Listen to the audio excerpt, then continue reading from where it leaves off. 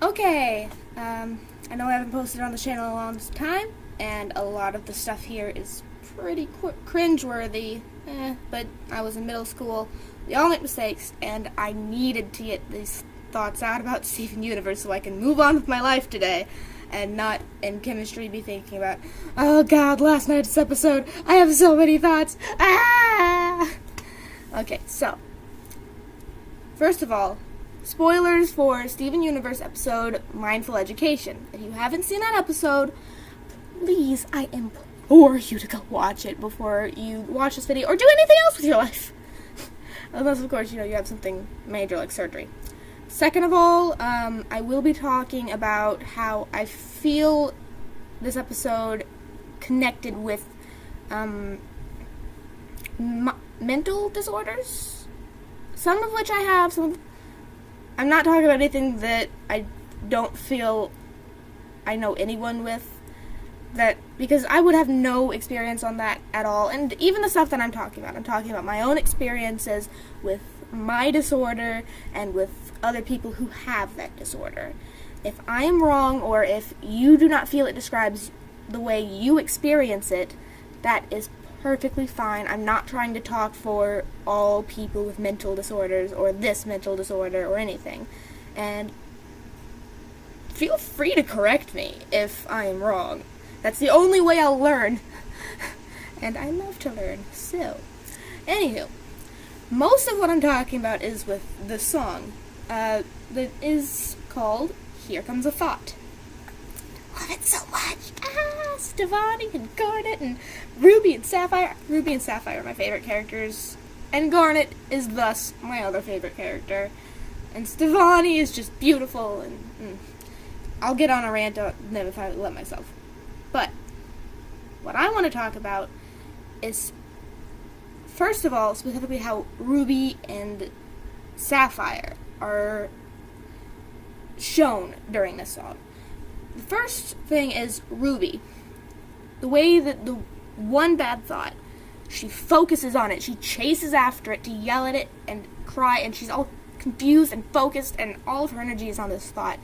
And it reminded me so much of OCD, or at least the way OCD works for my boyfriend, where he will get fixated on a single thought, whether he knows it's true or not. And he will not be able to stop himself from focusing on it and having to deal with it, and it's all he'll be able to think about. And I really think that Ruby showed this very well, with how she was yelling at it, how she just couldn't get rid of it. In my opinion, that just felt very reminiscent of OCD in the ways that I have come in contact with it. And then Sapphire, when all of the thoughts were swirling around her, made me think of multiple things that have happened to me. First of all, I have ADHD, so I am very easily distracted, which probably by this point in the video you can tell.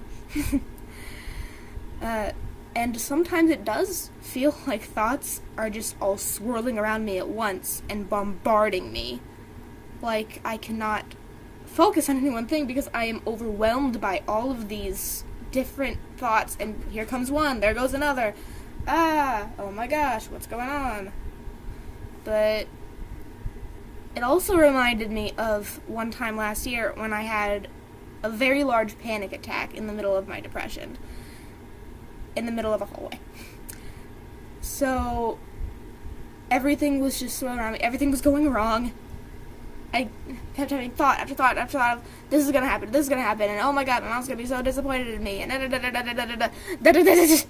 and luckily a friend came along and found me and took me in and talked it through with me, helped me sort through the thoughts, because Lord knows the combination of a panic attack happening with all of that and my ADHD, it goes from thing to thing to thing, and I have no executive function, so I couldn't prioritize. Anyways, I'm not here to talk about my issues.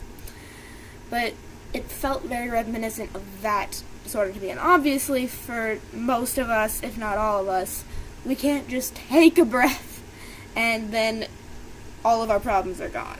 But I think that the ability to step away for a second and to calm yourself is something that we all desire to have, and it can be a very useful, at least thing to try. Maybe not effective to do all the time, but sometimes just taking a step back and saying, alright, all of this is happening right now, but I need to calm down and remember to just breathe for a second and try and sort it out myself. And that's just something that feels important to me to know. Also, this one I'm a lot less sure on. I don't spend a lot of time with people with severe anxiety disorders. I've had slight anxiety myself. I do have friends with anxiety, but they don't talk about it a whole lot, and so I only know from the small experiences I've had with, I have slight anxiety problems, probably nothing near where some people have. Feel free to correct me if I'm wrong. But I also felt a little bit like Connie and even a little bit Sapphire were dealing with anxiety. In fact, the whole song felt very reminiscent of what I've heard about people suffering from anxiety, with here comes a thought of somebody who harmed you, a time when you did something that failed to be charming. All of that felt just so much of what I know about people who have anxiety, who will think about a time that has gone by where something happened where they failed to be charming, or think about something somebody said to hurt them, something that they did that was wrong. And then all of a sudden everything comes back and they're just overwhelmed with this. And that's a little bit how it's been for me in the few times that I've had it. And sometimes, again, unlike what Connie had, stopping and just allowing yourself to feel the bad thought doesn't always work, and that is upsetting. But we have to remember this is a kids' TV show. It's already giving me way more than I should probably expect from it. I expect smartness from all TV shows, and if you don't give it to me, I'm looking at you, Teen Titans Go. You can't just say, oh, we're a kids' show as an excuse, because that just means you're calling kids dumb, and they really aren't. Kids are actually pretty intelligent if you give them the chance. They can be stubborn and they cannot have real life experience, but that's, in a way, in my opinion, why we have cartoon shows, so people can have that experience. I'm getting off on another tangent. I'm sorry, guys. But that's my thing. And also the way that Steven felt overwhelmed at the end by all of these thoughts about the bad things that he's done also felt very reminiscent of anxiety. And also, I've been wondering how Steven's mental health has been doing through all this, especially, and I know we've never touched on it after that episode, but when Amethyst turned into his mother in front of him and his terrible father. Not his terrible father, but his terrible feeling father. Greg is awesome. I love Greg so much. But I can only imagine the scars that it left on him to see that. And he does have a lot to live up to with Rose Quartz, and it only feels like it's getting worse for him every episode, even when people are trying to make it better. So, it was good to see him at least think about it with Connie, and maybe Connie can try and help him through that.